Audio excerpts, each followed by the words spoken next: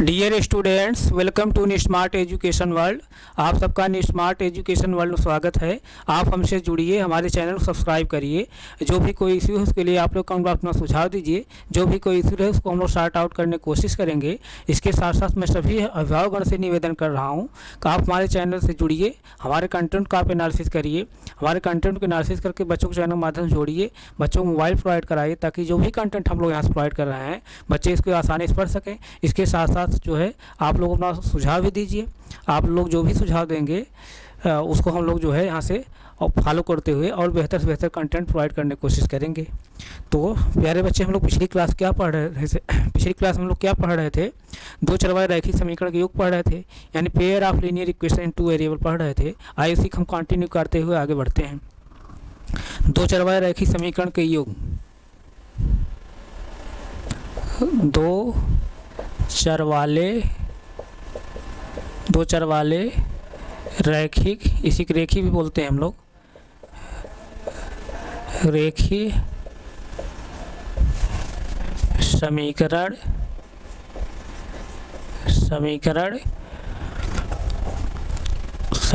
के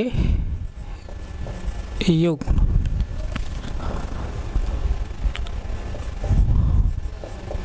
pair of linear equation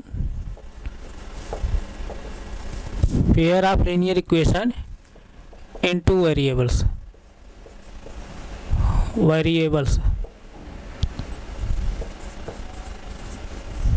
यही हम लोग पढ़ रहे हैं। तो पिछली क्लास में हम बच्चे क्या पढ़ रहे थे? एग्जाम्पल नंबर 1 हम लोग पढ़े थे। एग्जाम्पल नंबर 1 का हम लोगों ने सॉल्व भी किया, उसका जो है ग्राफ भी हम लोग बनाया, और जो भी कंटेंट हम लोग पढ़ रहे हैं एनसीईआरटी से पढ़ रहे हैं, एनसीईआरटी वाली बुक से। और अगर एनसीईआरटी बच्चे आप सबके पास ना हो तो आपके पास जो भी बुक हो, अगर यूपी बोर्ड बुक है तो उसको ओपन करिए, और कोई बुक जो आपके पास है उस बुक को ओपन करके जो मैं एग्जाम्पल पढ़ा रहा हूँ वहाँ आप जो है पढ़िए उसको। तो आइए हम लोग जो है एग्जाम्पल नंबर 1 जो है हम लोग पढ़ लिए थे। अब हम लोग कौन पढ़ेंगे? एग्जाम्पल नंबर 2 पढ़ेंगे। तो अपनी बुक ओपन करिए, बुक अपने ओपन कर लीजिए, बुक ओपन करिए, बुक मिलाइए। जैसे देखिए, यही एग्जाम्पल नंबर 1 था। एग्जाम्पल नंबर 1 को हम लोग सॉल्व कर लिए, यानी सॉल्व क्या करना था, वहाँ एग्जाम्पल नंबर जो 1 दिया था, जो स्टेटमेंट दिया था अखिला के बारे में, जो भी स्टेटमेंट दिया था, जो भी कथन दिया गया था, उस कथन को हमको बीजगणित के माध्यम से दिखाना था। तो हम लोग बीजगणित के माध्यम, समीकरण के माध्यम से दिखाए। उसी समीकरण को हम लोग जो है ग्राफ के उसी समीकरण के माध्यम से हम लोग ग्राफ भी बनाए। तो जब हम लोग ग्राफ बनाए तो चूँकि दो समीकरण हम लोग अब एक साथ पढ़ रहे हैं तो दो रेखाएं हमको एक साथ मिलेंगी। तो दोनों रेखाएं हम लोग जब ग्राफ बनाए थे तो दोनों रेखाएं वहाँ क्या हो रही थी? दोनों रेखाएं जो है जो कंडीशन बन रही थी वहाँ पर, दोनों रेखाएं एक दूसरे को इंटरसेक्ट कर रही थी, एक दूसरे प्रतिच्छेदित कर रही थी।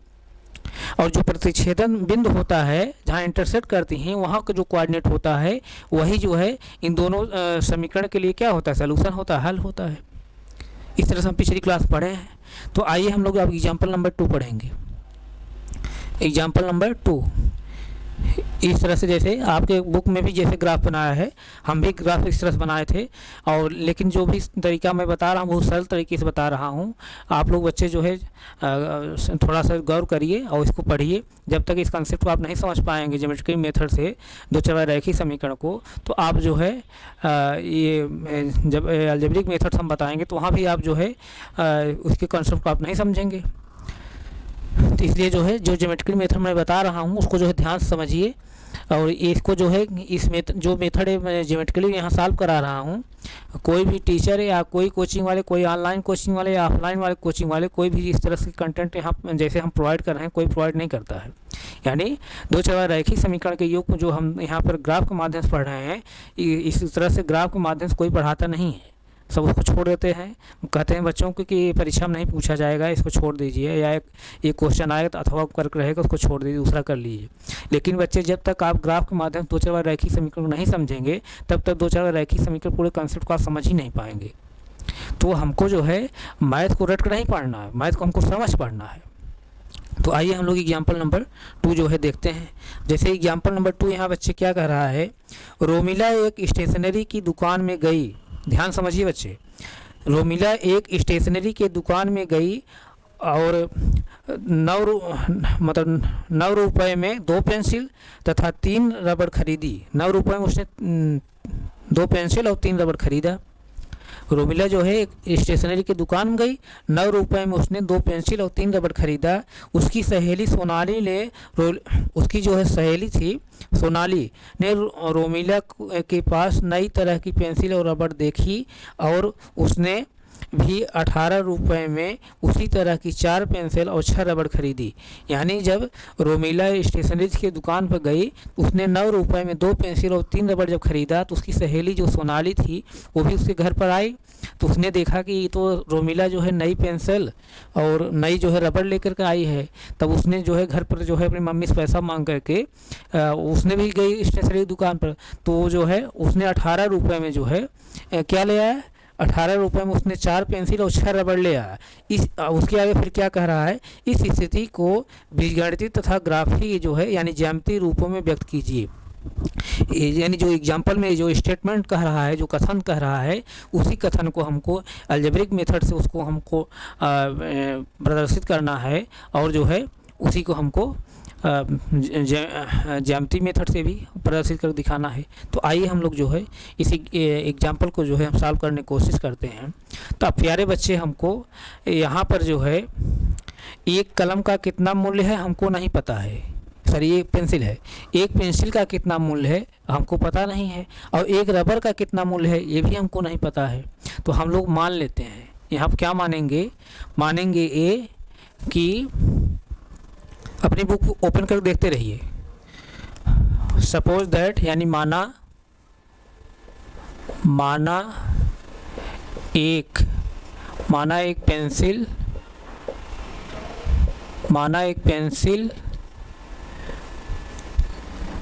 पेंसिल की कीमत x रुपए है और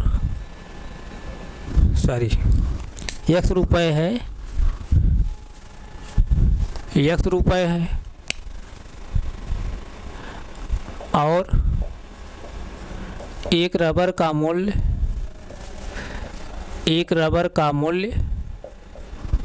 या कीमत, एक रबर की कीमत y रुपए है। इस तरह हम लोग मान लेते हैं। तब देन अकॉर्डिंग टू क्वेश्चन, यानी तब क्वेश्चन के अनुसार यानी प्रश्नानुसार, तब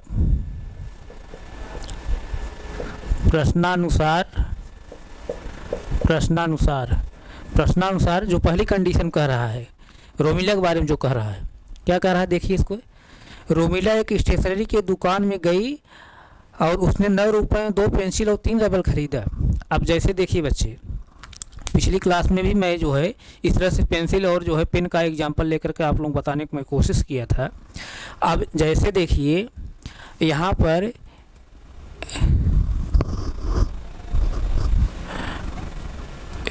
पर जो है एक पेंसिल की कीमत हम x रुपए मान रहे हैं और एक रबर की कीमत y रुपए मान रहे हैं। और पेंसिल कितना उसने खरीदा है, रोमिला कितनी पेंसिल खरीदा है, 2 पेंसिल खरीदा है। और एक पेंसिल का मूल्य जैसे x रुपए है तो 2 पेंसिल का मूल्य क्या होगा, 2 गुणे x होगा कि नहीं होगा। जैसे 4 रुपए में एक पेन अगर मिलती है, 4 रुपए में एक पेन मिलती है तो 2 पेन कितने रुपए मिलेगी, 8 रुपए मिलेगी। यानी 8 कैसे आया, जब हम लोगों ने जो पेन की संख्या है, पेन संख्या कितनी है, 2 है, 2 में जब हम मूल्य का गुणा कर दे रहे हैं तब उसका जो है 2 पेन का मूल्य आ रहा है। ध्यान समझिए, एक पेन का मूल्य 4 रुपए है, 2 पेन का मूल्य कितना होगा, तो पेन की संख्या कितनी हो गई, 2, और एक पेन का मूल्य कितना है, 4 रुपए है।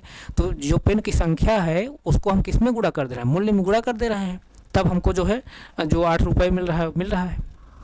उसी तरह जैसे यहाँ पर एक पेंसिल की कीमत जो है x रुपए है और एक रबर की कीमत जो है y रुपए है, तब जो है कितनी पेंसिल रोमिला खरीदी है, 2 पेंसिल खरीदी है, 2 पेंसिल।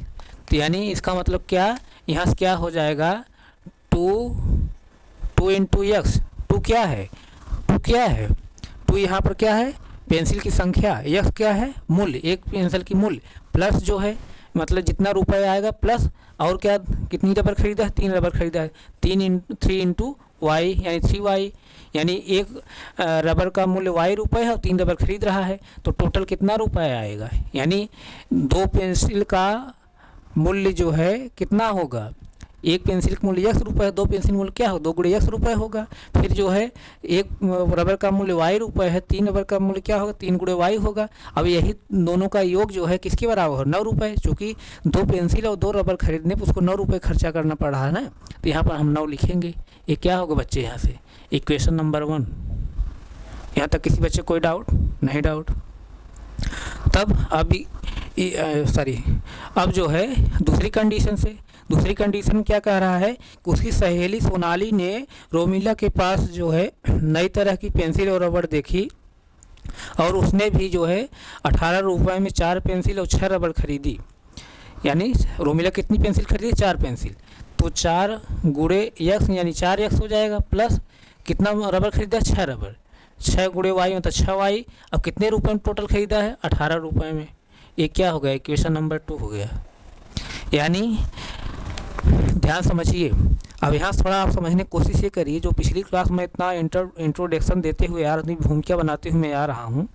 अब रोमिला और सोनाली के बारे में जो भी स्टेटमेंट दिया जा रहा है, उस स्टेटमेंट को हमको लिखने के लिए 2 समीकरण की आवश्यकता पड़ रही नहीं पड़ रही है, 2 समीकरण की आवश्यकता पड़ रही। तो इसीलिए जो है इस तरह जो स्टेटमेंट आपको मिलेंगे वहाँ पर 2 चरवाहा रैखिक समीकरण रहेगा और 2 समीकरण हमको एक साथ पढ़ने को मिलेंगे। तब यही जो स्टेटमेंट दे रहा है, इसी से स्टेटमेंट के माध्यम से हमको बीजगणित रूप में इसको स्टेटमेंट दिखाना था। बीजगणित रूप हम लोग लिख लिए, पहला समीकरण बना, दूसरा समीकरण, 2 तरह समीकरण बने। अब इन्हीं दोनों समीकरण को हम ले करके जो है इस स्टेटमेंट को हम लोग क्या दिखाएंगे, ग्राफ के माध्यम से भी देखेंगे, ग्राफ बनाएंगे। यानी इन दोनों समीकरण को लेकर के हम लोग अब ग्राफ बनाएंगे। तो ग्राफ बनाने के लिए मैं क्या बताया था, जैसे 2 समीकरण है ना, तो पहले आप क्या करेंगे, आप एक चरवाहा रैखिक समीकरण एक ही समीकरण के माध्यम से हम जो पढ़ रहे थे, तो उसका ग्राफ हम लोग कैसे बनाते थे, 2 चरवाहा रैखिक समीकरण एक ही समीकरण के माध्यम जब हम लोग पढ़ते थे, तब हम क्या करते थे, इसका ग्राफ बनाने के लिए इसका कम से कम जो है हम लोग 2 जो है क्या निकालते, सलूशन निकालते थे, हल निकालते थे। जब तक 2 सलूशन हमको नहीं पता रहेगा तब हम जो है 2 चरवाहा रैखिक समीकरण का जो है हम ग्राफ नहीं बना पाएंगे। इसी तरह समीकरण नंबर 2 का भी हम कम से कम 2 सलूशन निकालेंगे, 2 हल निकालेंगे, तब इसका हम ग्राफ बनाएंगे। तो अब देखिए, अगर आपको मैं ग्राफ बनाने जो है 2 चरवाहा रैखिक समीकरण को एक ही समीकरण के माध्यम से कैसे ग्राफ बनाया जाता है, कैसे उसको अलजेब्रिक मेथड सॉल्व किया जाता है, अगर इस तरह से मैं तरीका नहीं बताया होता तो क्या आप यहाँ सॉल्व कर लेते, नहीं सॉल्व कर लेते। इसीलिए जो है आप लोग को मैं इसके पहले जो है क्लास 9 जो आप पढ़े हैं उसको मैं 1-2 लेक्चर में जो है उसको मैं आपको लोग मैं क्या रिवाइज किया, ताकि आप लोग जो भी डाउट रहा हो, कोई कन्फ्यूजन रहा हो, वो कन्फ्यूजन दूर हो जाए। तो अब हम यहाँ क्या करेंगे, इसका 2 सलूशन निकालने के लिए हम लोग क्या तरीका बताते हैं, क्या तरीका आपको मैं बताया हूँ, तरीका मैं ये बताया हूँ, चूँकि बच्चे 2 चरवाहा रैखिक समीकरण है और 2 चरवाहा रैखिक समीकरण के जो है तमाम जो है सलूशन होते हैं, यानी कई या अनंत हल होते हैं, इनफाइनाइट सलूशन होते हैं। तो x और y के तमाम ऐसे मान होंगे जिसको रखने पर इस समीकरण का बायां पक्ष दायां पक्ष समान होगा। तो ये x और y तमाम ऐसी वैल्यू होंगे, तो कौन वैल्यू हम समझेंगे, कौन वैल्यू रखेंगे अपने से, इस तरह से भाई तमाम वैल्यू हैं, कौन कौन वैल्यू हम रखें, दिक्कत हो रही है ना। तो इसके लिए मैं क्या बताया था, एक बार जो है इस 2 चरवाहा रैखिक समीकरण को एक बार इसमें जो 2 वेरिएबल हैं, जैसे x और y वेरिएबल है, एक बार x बराबर 0 मानेंगे तो y कुछ वैल्यू निकलेगी। क्यों मैं इस तरह से मान ले रहा हूँ, x बराबर जब 0 हम मान ले रहे हैं, समीकरण जो है एक चरवाहा रैखिक समीकरण बदल जा रहा है। जब एक चरवाहा रैखिक समीकरण हो जाएगा तो उसको हम ट्रांसपोज मेथड से यानी पक्षांतर विधि से हम वहाँ पर y की वैल्यू निकाल लेंगे। उसी तरह y बराबर 0 रख करके हम x वैल्यू निकालेंगे। y बराबर जब 0 करेंगे तो एक चरवाहा रैखिक समीकरण बन जाएगा, कौन किस में बनेगा, x में बनेगा। तब हम ट्रांसपोज मेथड से यानी हल करके वहाँ पर हम क्या निकालेंगे, x वैल्यू निकालेंगे। ये सब पिछली क्लास में बताते हुए एकदम आ रहा हूँ, किसी बच्चे कोई डाउट नहीं होना चाहिए। तो आइए हम लोग जो है समीकरण नंबर 1 के माध्यम से हम जो है इसके कोऑर्डिनेट हम तैयार करते हैं, निर्देशांक निकालेंगे। कम से कम 2 निर्देशांक निकालेंगे और वो निर्देशांक वो कोऑर्डिनेट इस तरह से कोऑर्डिनेट होंगे जिनको हम यहाँ पर एक्स और वाई पोजीशन रखने पर इक्वेशन का बाएं पक्ष दाएं पक्ष समान होगा। जब इक्वेशन का बाएं पक्ष दाएं पक्ष समान होगा तब हम क्या कहेंगे, वो कोऑर्डिनेट क्या होंगे, सलूशन होंगे। अगर उन जो कोऑर्डिनेट हम निकालेंगे उन कोऑर्डिनेट की इस इक्वेशन पुट करेंगे तो इक्वेशन का बाएं पक्ष दाएं पक्ष अगर समान नहीं होगा तब हम क्या कहेंगे, कोऑर्डिनेट जो है इस इक्वेशन सलूशन नहीं है। तो आइए बच्चे हम लोग इक्वेशन 1 के माध्यम से इसका कोऑर्डिनेट निकालने की कोशिश करते हैं। यानी क्या है 2x प्लस क्या है 3y इक्वल टू क्या है 9। अब यहाँ पर हम क्या लेंगे, x इक्वल टू क्या लेंगे, 0 ले रहे हैं। x पोजीशन 0 रखिए बच्चे। 2 इंटू क्या हो जाएगा 0 प्लस 3y इक्वल टू 9। यहाँ तक किसी बच्चे कोई डाउट नहीं? डाउट 2 में जब 0 मल्टीप्लाई करोगे बच्चे तो क्या हो जाएगा, 0 हो जाएगा। 0 प्लस 3y इक्वल टू 9। अब 0 को जब 3y में ऐड करोगे 3y ही आएगा। 3y इक्वल टू क्या हो जाएगा, 9 हो जाएगा। तो y इक्वल टू क्या हो जाएगा, 9 अपान क्या हो जाएगा, 3 हो जाएगा। तो y की वैल्यू क्या हो जाएगी, 3 हो जाएगी। 3 से जब डिवाइड करेंगे 3 आ जाएगी। यानी x बराबर 0 लेने पर y जो वैल्यू निकल कर आ रही, क्या निकल कर आ रही, 3। इसका मतलब कोऑर्डिनेट जो निकल कर है 0 और 3। यहाँ तक किसी बच्चे कोई डाउट नहीं? डाउट। अब जैसे देखिए मैं जब x बराबर 0 यहाँ ले लिया तो ये जो इक्वेशन 2 चर वाला रैखिक समीकरण था 1 चर वाला रैखिक समीकरण होगा। x बराबर 0 लेने पर ये इक्वेशन जो 2 चर वाला रैखिक समीकरण में था, यानी 2 वेरिएबल वाला जो इक्वेशन था वो 1 वेरिएबल वाला इक्वेशन हो गया। और जब 1 वेरिएबल हो गया तो हम उसको आसानी से निकाल लिए ट्रांसपोज करके, यानी पक्षांतर करके। अब यहाँ तक किसी बच्चे कोई डाउट नहीं? डाउट। अब हम y बराबर 0 ले रहे हैं। y बराबर 0 लेंगे तो देखते हैं कि क्या वैल्यू निकल कर आती है x की। 2x पोजीशन हम क्या रखेंगे, सॉरी y पोजीशन क्या रखेंगे, 0। 3 इंटू वाई पोजीशन क्या रखना है, 0 इक्वल टू क्या है, 9 है। अब 3 में जब 0 मल्टीप्लाई करो बच्चे क्या हो जाएगा, 3 में जब 0 मल्टीप्लाई करो 0 हो जाएगा। यानी 2x प्लस 0 इक्वल टू क्या, 9। अब 2x में जब 0 ऐड करोगे क्या होगा, 2x ही होगा, 2x ही होगा इक्वल टू 9। तो x इक्वल टू क्या हो जाएगा बच्चे यहाँ से 9/2। यानी जो कोऑर्डिनेट यानी x वैल्यू जो निकल कर आई, क्या निकल कर आई, 9/2। y बराबर 0 लेने पर x वैल्यू 9/2 आई। इसका मतलब कोऑर्डिनेट जो निकल कर आया क्या, 9/2 और 0 निकल कर आया। यहाँ तक किसी बच्चे कोई डाउट? अब हम लोग 2 कोऑर्डिनेट निकाल लिए हैं। अगर यही दोनों कोऑर्डिनेट जो है अगर इस इक्वेशन सलूशन हो जाते हैं तब वो जो है 2 सलूशन हमको मिल गया, तब हम लोग ग्राफ बना लेंगे। तो हम लोग जो है ज़्यादा कोऑर्डिनेट क्या करें, निकालें। ज़्यादा कोऑर्डिनेट आप निकालने की क्या ज़रूरत है, पहले इन्हीं दोनों कोऑर्डिनेट हम चेक कर ले रहे हैं क्या इस इक्वेशन सलूशन हो रहे हैं। तो आइए जो है इस इक्वेशन में एक्स और वाई पोजीशन हम इस कोऑर्डिनेट को रखते हैं, यानी इस भुज कोड के रखते हैं। समीकरण नंबर 1 हम रखना है, एक्स बराबर पहला कोऑर्डिनेट क्या है 0, वाई बराबर क्या है बच्चे 3 है। समीकरण नंबर 1 मैं रख रहा हूँ। समीकरण नंबर 1 जैसे क्या है 2x, एक्स पोजीशन क्या रख रहे हैं 0, 2 into 0 plus 3y, Y position क्या रख रहे हैं वाई पोजीशन क्या है 3 इंटू 3, राइट साइड क्या है 9 है। 0 इंटू 2 करेंगे क्या है बच्चे 0 हो जाएगा। 3 इंटू 3 करेंगे तो क्या हो जाएगा 9 हो जाएगा, इक्वल टू क्या होगा 9। अब 0 में जब 9 ऐड करोगे क्या आएगा 9 ही आएगा। 9 इधर क्या है 9, यानी left hand side equal to क्या हो रहा है, राइट हैंड साइड हो रहा है, राइट हैंड साइड। यानी एक्स बराबर 0 वाई बराबर 3 पर इक्वेशन क्या हो रहा है, सेटिस्फाई हो रहा है। यानी इक्वेशन का बाएं पक्ष और दाएं पक्ष जो मान समान हो रहा है। इसका मतलब क्या, ये जो कोऑर्डिनेट हम लोग निकाले हैं एक्स बराबर 0 वाई बराबर 3, इस इक्वेशन क्या है, एक सलूशन है। इस तरह से एक सलूशन हमको पता हो गया। यहाँ तक किसी बच्चे कोई डाउट नहीं? डाउट। अब हम लोग जो है अगले कोऑर्डिनेट को भी यहाँ पर रखते हैं समीकरण नंबर 1 में। एक्स बराबर क्या है यहाँ पर 9/2, एक्स इक्वल टू 9/2 है। वाई इक्वल टू क्या है बच्चे 0 है, वाई इक्वल टू 0 है। इक्वेशन 1 हम पुट कर रहे हैं, इक्वेशन 1 में रखेंगे एक्स पोजीशन क्या रखेंगे 9/2, यानी 2 इंटू एक्स पोजीशन पर 9/2 प्लस 3 इंटू वाई पोजीशन क्या रखेंगे 0, राइट साइड में क्या है बच्चे 9 है। अब ऊपर देखिए 2 है, नीचे भी 2 है, 2 से 2 कैंसिल हो गया। यहाँ तक किसी बच्चे को कोई डाउट नहीं होगा ना। अब यहाँ क्या बचा 9 बचा, और 3 में जब 0 मल्टीप्लाई करो क्या हो जाएगा बच्चे 0 हो जाएगा, इक्वल टू 9। अब 0 में 9 में जब 0 ऐड करोगे या 0 में 9 जब ऐड करोगे क्या होगा, 9 ही होगा। इक्वल टू क्या होगा, इधर 9 होगा। यानी left hand side equal to right hand side, left hand side equal to right hand side.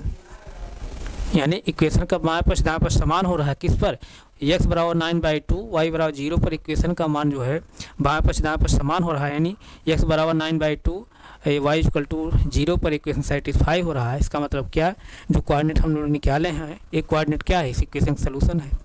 जो दो सलूशन हमको पता हो गया तो इस इक्वेशन का हम जो है ग्राफ बना सकते हैं। अब इक्वेशन नंबर कहानी ख़त्म हो गई, इसका अब ग्राफ बन जाएगा। अब इक्वेशन नंबर 2 हम लोग आते हैं। पहले आप यहाँ तक पहले नोट करिए, तो नोट करिए क्योंकि जगह नहीं है ना, जगह नहीं है तो कहाँ निकालेंगे हम। इसको नोट करते रहिए, तुरंत नोट करते रहिए और यहाँ बोर्ड देखते भी रहिए। अब इक्वेशन नंबर 2 क्या है बच्चे, यहाँ पर जैसे देखिए इक्वेशन नंबर 2 मैं यहाँ थोड़ा निकालने की कोशिश कर रहा हूँ, आप कन्फ्यूज मत होइएगा। इक्वेशन नंबर 2 क्या है, 4x है और प्लस 6y है इक्वल टू क्या है, 18 है। तो अब यहाँ पर हम क्या करेंगे, x बराबर एक बार हम 0 ले रहे हैं, x पोजीशन 0 रखिए, 4 × 0 + 6 y इक्वल टू क्या है, 18 है। अब 4 में जब 0 मल्टीप्लाई करेंगे 0 आएगा, प्लस 6y इक्वल टू क्या हो जाएगा, 18 होगा। अब 0 को जब 6y में ऐड करोगे 6y ही होगा, 6y इक्वल टू 18 होगा। तो y इक्वल टू क्या हो जाएगा, 18/6। y की वैल्यू क्या आ जाएगी, जब 6 डिवाइड करेंगे 18 को तो क्या हो जाएगा, 6 आएगा, 3 आएगा। x बराबर 0 लेने पर y की वैल्यू जो निकल के आई क्या आई, 3 आई। यानी जो कोऑर्डिनेट हमको मिला, क्या मिला कोऑर्डिनेट, 0 और 3 दिख रहा होगा ना, दिख रहा होगा। यहाँ तक किसी बच्चे कोई डाउट नहीं, डाउट। अब हम लोग जो है y बराबर जो है 0 लेंगे, y बराबर 0 रखिए। y बराबर जब 0 रखेंगे इस इक्वेशन में तो 4x प्लस 6 × 0 इक्वल टू क्या है, 18 है। अब जैसे देखिए 4x जब 6 0 मल्टीप्लाई करेंगे क्या आएगा, 0 आएगा इक्वल टू क्या है, 18 है। तो x अब यहाँ पर जैसे देखिए ध्यान से एक लाइन मैं छिपा दे रहा हूँ, आप समझ जाइएगा।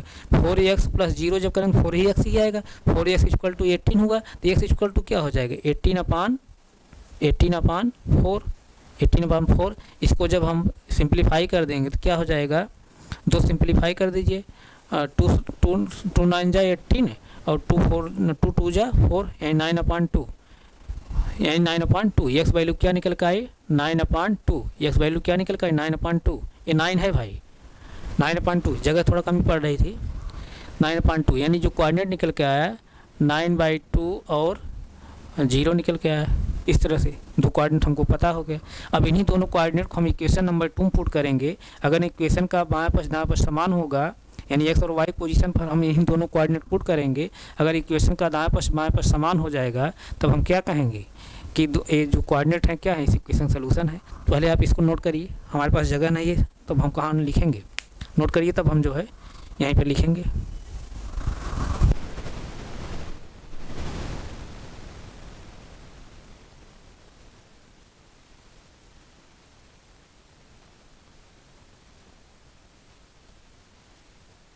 नोट हो गया, नोट हो गया कि नहीं। अगर नहीं नोट कर पा रहे हैं तो आप स्क्रीनशॉट तुरंत लीजिए, स्क्रीनशॉट ले लिया करिए।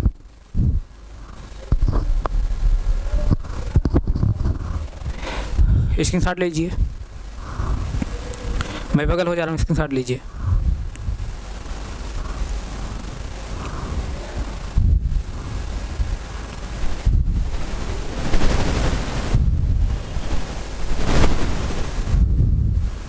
स्क्रीनशॉट ले लीजिए, ठीक है। आइए हम लोग जो है हाँ इक्वेशन नंबर 2 में हम यही कोऑर्डिनेट पुट करते हैं।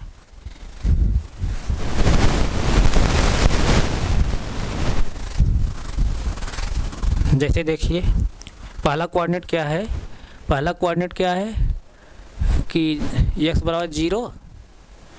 ध्यान दीजिएगा, ये इक्वेशन नंबर 2 के लिए मैं यहाँ से लिया हूँ, मैं अंडरलाइन कर दे रहा हूँ ये सब। ये सब इक्वेशन नंबर 2 के लिए है, इक्वेशन नंबर 2 के लिए, यानी इक्वेशन नंबर 2 के लिए, समीकरण नंबर 2 के लिए। तो पहला कोऑर्डिनेट क्या है बच्चे, 0 3, यानी x बराबर 0, भुज कितनी है 0, कोट कितनी है 3 रखिए यहाँ पर। x पोजीशन हम 0 रखेंगे, यानी 4 into 0 plus 6 into 3 equal to क्या है 18 है। अब 4 के जब 0 के साथ मल्टीप्लाई करेंगे क्या आएगा 0 आएगा, 6 में जब 3 मल्टीप्लाई करेंगे क्या आएगा 18 आएगा, इधर भी क्या है 18 है ऑलरेडी। अब 0 को जब 18 में ऐड करेंगे क्या होगा 18 ही होगा, इधर क्या है ऑलरेडी 18 है। इसका मतलब क्या, left hand side equal to right hand side, यानी पहला कोऑर्डिनेट जो है x बराबर 0 y बराबर 3 लेने पर इक्वेशन का मान सेटिस्फाई हो रहा है, यानी बाएं पक्ष पर समान हो रहा है। इसका मतलब क्या, ये कोऑर्डिनेट जो है पहला वाला जो कोऑर्डिनेट है इस इक्वेशन सोल्यूशन है। यहाँ तक किसी बच्चे कोई डाउट नहीं? डाउट। इसी तरह जो है हम दूसरे कोऑर्डिनेट को भी देखते हैं। दूसरा कोऑर्डिनेट क्या है, जैसे x इक्वल टू क्या है, x इक्वल टू क्या है 9/2 है, 9/2, y इक्वल टू क्या है यहाँ पर 0 है। पुट कर दीजिए 4 इंटू 9/2 और प्लस 6 इंटू 0 इक्वल टू क्या है, राइट साइड में 18 है, 18। अब 2 जब डिवाइड करेंगे 4 को तो क्या आ जाएगा 2 आएगा, यहाँ पर 2 आएगा, 2 मल्टीप्लाई जब 9 करेंगे क्या हो जाएगा 18 हो जाएगा, और प्लस 6 इंटू जब 0 करेंगे तो क्या हो जाएगा 0 हो जाएगा, इधर क्या हुआ 18 हुआ। 18 में जब 0 ऐड करेंगे क्या आएगा 18 ही आएगा, 18 ही आया, और राइट साइड में क्या है ऑलरेडी 18 है, यानी left hand side equal to क्या है राइट हैंड साइड, यानी x बराबर 9/2 और y इक्वल टू 0 लेने पर इक्वेशन का बाएं पक्ष दाएं पक्ष समान हो रहा है। इसका मतलब x इक्वल टू 9/2 और y इक्वल टू 0 इस इक्वेशन का सलूशन है। इसका मतलब दूसरा जो कोऑर्डिनेट हम लोग निकाले हैं ये भी क्या है इस इक्वेशन सलूशन है। अब दोनों समीकरण हमको 2 सलूशन पता हो गए। जब 2 सलूशन पता हो गए तो हम लोग ग्राफ आसानी से बना सकते हैं। आप पहले तुरंत नोट करिए।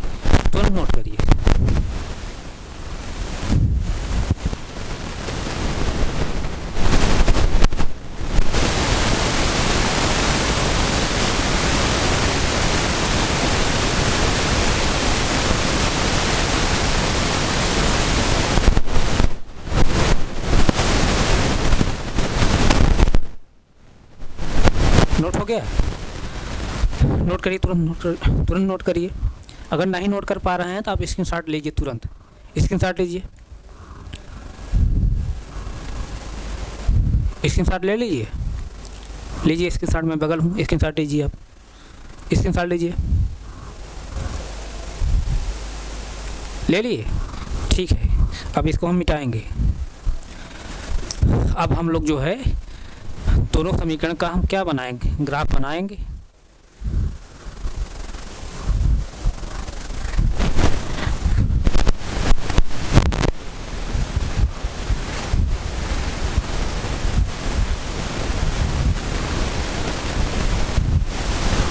आइए हम लोग ग्राफ बनाते हैं।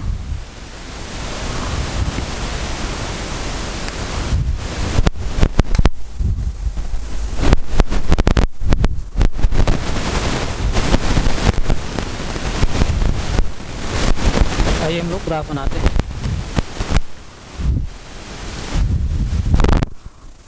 ध्यान दीजिएगा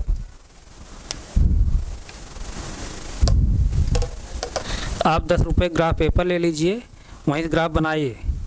यहाँ मैं बोर्ड बना दे रहा हूँ, लेकिन आप ग्राफ पेपर ले लीजिए।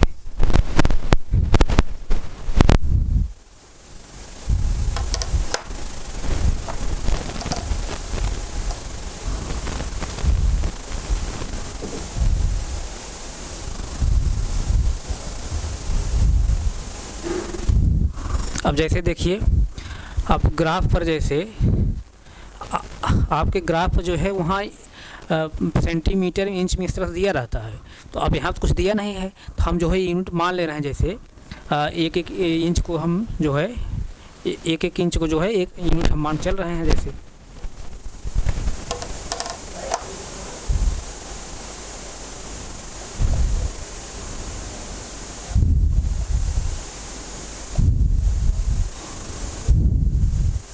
एक एक इंच को हम मान रहे हैं, ध्यान दीजिएगा। यहाँ से आप देखते रहिए थोड़ा सा। अब खाली मैं अभी यूनिट ले रहा हूँ, आप लोग धैर्य रखिए, दिख रहा होगा।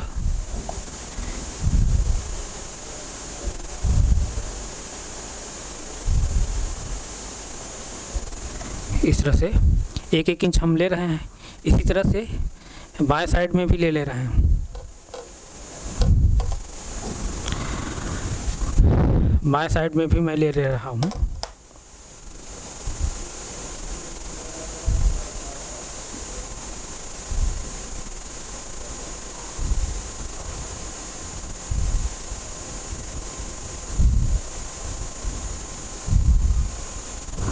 इस तरह से बाएं साइड में भी इसी तरह हम लोग ऊपर भी ले रहे हैं, एक एक इंच करके।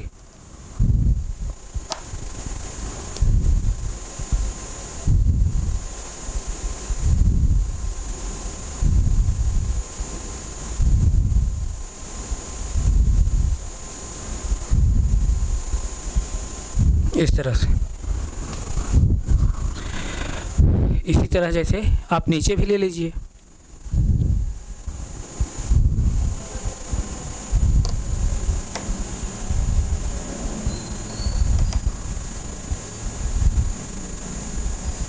नीचे भी ले लीजिए।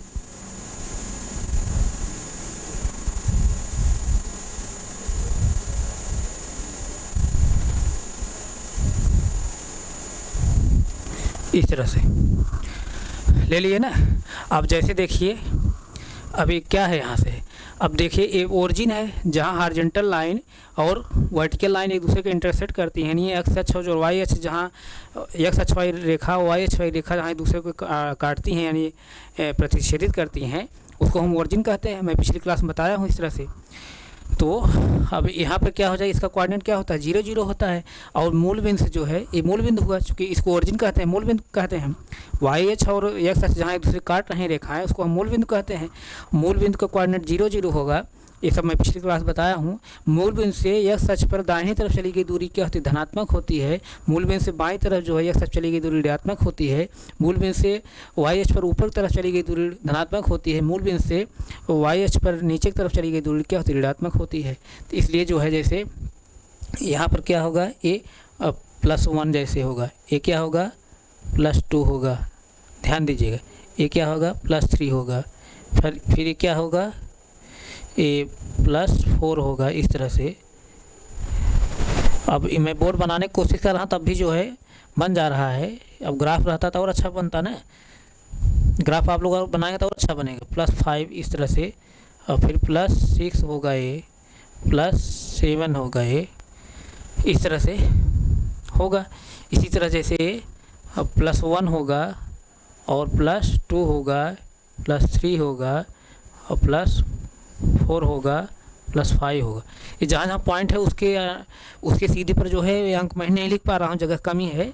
तो आप जो ये पॉइंट आपको दिख रहा होगा, जैसे देखिए ये पॉइंट जो ये मैं लिया हूँ इस तरह से, ये दिख रहा होगा, इस तरह से दिख रहा होगा।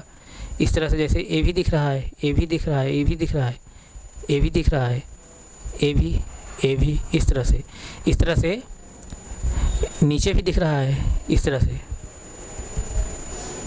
दिख रहा है ना, दिख रहा है।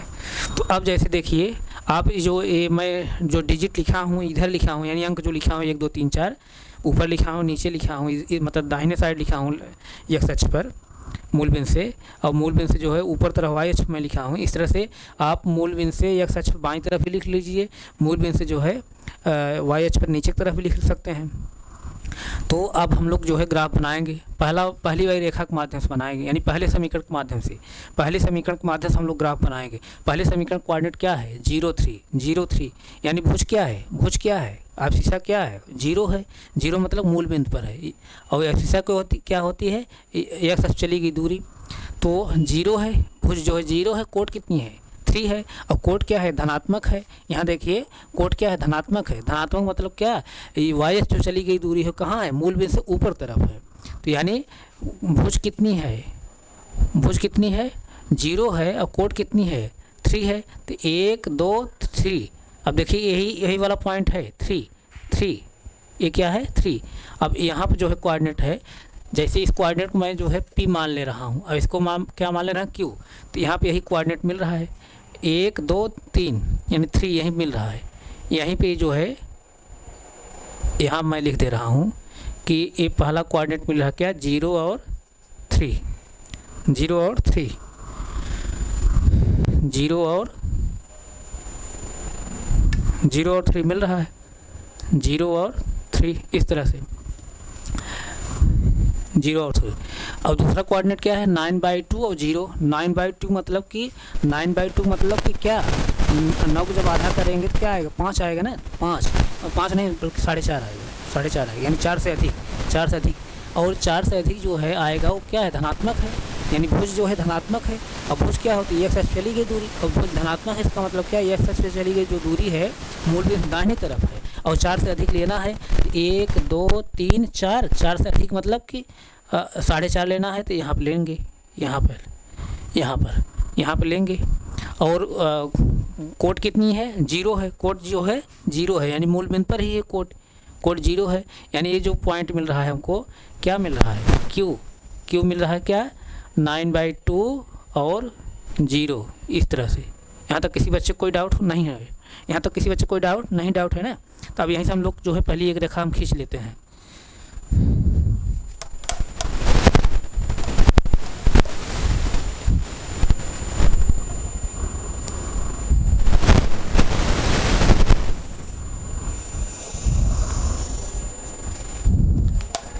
एक रेखा खींच लिए और कौन रेखा है PQ है,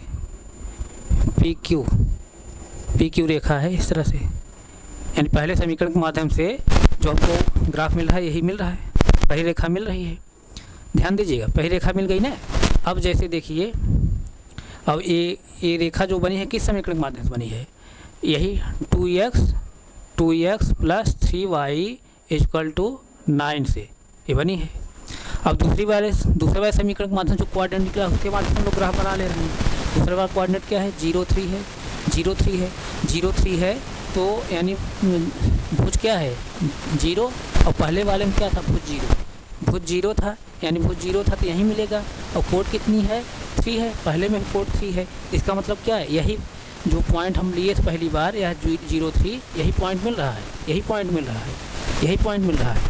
और फिर जो है दूसरा वाला जो कोऑर्डिनेट मिल रहा है क्या मिल रहा है 9/2 और 0, 9/2 0 मिल रहा है, 9/2 0 मिल रहा है। ध्यान दीजिए भाई, नहीं समझ रहे हैं क्या। अब जैसे देखिए 0 3 जो है पहले समीकरण से कोऑर्डिनेट मिला है, पहले समीकरण के माध्यम से 0 3 कोऑर्डिनेट मिला है, फिर दूसरा कोऑर्डिनेट मिला है क्या 9/2 और 0 मिला है।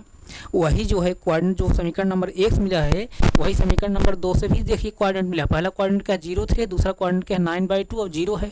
तो पहले समीकरण के माध्यम से हम लोग 0 3 यहाँ लिए हैं, पहले समीकरण के माध्यम जो पहला कोऑर्डिनेट है 0 3 लिए हैं तो यहाँ कोऑर्डिनेट मिला है। उसी तरह जो है दूसरा जो कोऑर्डिनेट लिए हैं 9/2 0 तो यहाँ मिला है। तो इसी तरह से दूसरे समीकरण के माध्यम से जो हम लोग कोऑर्डिनेट दोनों ले रहे हैं 0 3, तो 0 3 कहाँ मिलेगा, यानी भुज कितनी है 0 है और कोट कितनी है 3 है, तो यही मिलेगा, सेम यहीं पर मिलेगा। फिर 9/2 जब लेंगे यानी भुज क्या है 9/2 यहाँ मिल रहा है, यानी 4 से अधिक, और कोट कितनी है 0 कहाँ मिल रही है यहीं पर मूल बिंदु पर, तो यहीं मिल रहा है। इसका मतलब समीकरण नंबर 1 से जो कोऑर्डिनेट जो हमको मिला था वही समीकरण नंबर 2 से भी कोऑर्डिनेट मिला है। तो इसका मतलब जब हम ग्राफ ड्रा करेंगे तो समीकरण नंबर 1 से जहाँ पॉइंट मिल रहे हैं, समीकरण नंबर 1 के माध्यम जहाँ ग्राफ पर हमको पॉइंट मिल रहा है, बिंदु मिल रहा है, वहीं पर समीकरण नंबर 2 के कोऑर्डिनेट से भी वही पॉइंट मिल रहा है। इसका मतलब क्या दोनों रेखाएँ कहाँ होंगी एक ही रेखा पर है, दोनों रेखाएं एक ही रेखा पर हैं, दोनों रेखाएं कहाँ हैं एक ही रेखा पर हैं। इसका मतलब इसी रेखा पर जो है दूसरी भी रेखा है, इसी रेखा पर जो है दूसरी भी रेखा है, इसी रेखा पर दूसरी भी रेखा है, यानी दूसरी भी रेखा है। दूसरी जब रेखा है तो इसका मतलब क्या कि कौन रेखा है, इसका कोऑर्डिनेट सपोज दैट क्या आप मान लीजिए, इसका कोऑर्डिनेट जैसे ए मान लीजिए और इसका जो है बी मान लीजिए, तो ये कौन रेखा मिल रही है ए और बी, यहाँ से जैसे ए और बी और किसके समीकरण के माध्यम से मिल रही है 4x प्लस 6y फिर 6y इक्वल टू 18। तो इसका मतलब क्या, जब दोनों रेखाएं एक ही रेखा मिल रही हैं, तो मैं क्या बताया पिछली क्लास में, तो यहाँ रेखाएं क्या हो रही हैं, एक दूसरे कोइंसिडेंट हो रही हैं, एक दूसरे संपाती हो रही हैं। दोनों रेखाएं एक ही रेखा ग्राफ मिल रही हैं, इसका मतलब क्या, दोनों रेखाएं क्या एक दूसरे संपाती हैं, एक दूसरे के कोइंसिडेंट हैं। इस कंडीशन क्या होता है, इन दोनों समीकरण के क्या मिलते हैं, कई सलूशन मिलते हैं, कई हल मिलते हैं। क्यों मिलते हैं, क्योंकि ये रेखाएं जो है कई जगह है एक दूसरे के इंटरसेक्ट कर रही हैं, तो वहाँ कई कोऑर्डिनेट हमको प्राप्त होंगे। जब कई कोऑर्डिनेट प्राप्त होंगे तो इन इक्वेशन क्या करेगा, सेटिस्फाई करेगा, यानी इन इक्वेशन क्या होंगे, सलूशन होंगे। तो ये इस कंडीशन में ये दोनों समीकरण के माध्यम से रेखाएं क्या मिल रही हैं, हमको संपाती मिल रही हैं, कोइंसिडेंट मिल रही हैं। अब कोइंसिडेंट कब मिलती हैं, जब दोनों समीकरण आप देखेंगे लगभग एक ही लगभग नहीं, एकदम सेम एक ही, जैसे आपको दिख नहीं रहा है, लेकिन अगर इसको सिंपलीफाई कर देंगे दोनों समीकरण एक ही है। जैसे 2x plus 3y equal to 9 है, अगर यहाँ से हम जो है दोनों पक्षों से 2 कॉमन ले लें, समीकरण नंबर 2 से दोनों पक्षों से जब दोनों पक्षों से हम 2 कॉमन ले लेंगे, तो 2 से जब कॉमन लेंगे, इसको 2 से जब काटेंगे क्या आएगा, इधर भी 2 कॉमन ले, यह 2 कॉमन ले लेंगे तो क्या आएगा, यहाँ 2 आ जाएगा, यहाँ क्या आएगा 3 आ जाएगा, यहाँ क्या आ जाएगा 9 आ जाएगा। यानी जो समीकरण ये है वही समीकरण ये भी है, अगर इसको सरल करेंगे। जब रेखाएं एक दूसरे के संपाती होती हैं, इसका मतलब दोनों जो समीकरण दिए हैं वो जो है अगर सरल करेंगे दोनों समीकरण एक ही हैं। तो इस कंडीशन क्या होता है, इन दोनों समीकरण क्या मिलते हैं, हमको कई हल मिलते हैं, अनंत हल मिलते हैं। जब संपाती रेखाएं होती हैं, एक ही रेखा जब चलने लगती हैं, पहली ही रेखा दूसरी रेखा चलने लगे या दूसरी रेखा,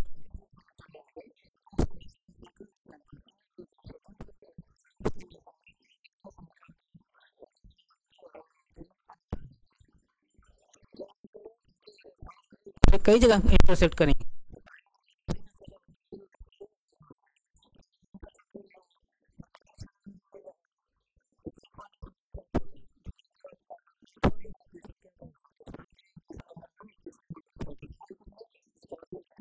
इक्वेशन नंबर 2 के वो सभी क्या होंगे, सलूशन होंगे। इसका मतलब इस तरह से इक्वेशन नंबर 1 इक्वेशन नंबर 2 के जो है कई सलूशन प्राप्त, कई हल प्राप्त होंगे हमको। तो इसको आप नोट कर लीजिए। तो यानी इस समीकरण के माध्यम से हमको क्या मिला, संपाती रेखाएं मिल रही हैं ज्योमेट्रिक मेथड से।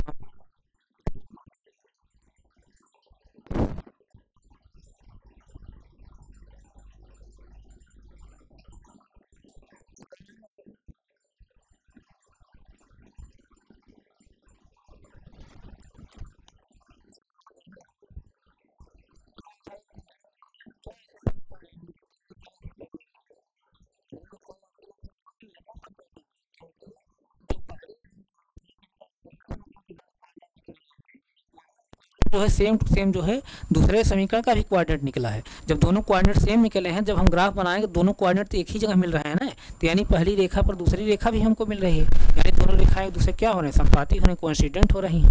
जब रेखाएं दोनों एक दूसरे कोइंसिडेंट होंगी तब वहाँ पर क्या होंगी, दोनों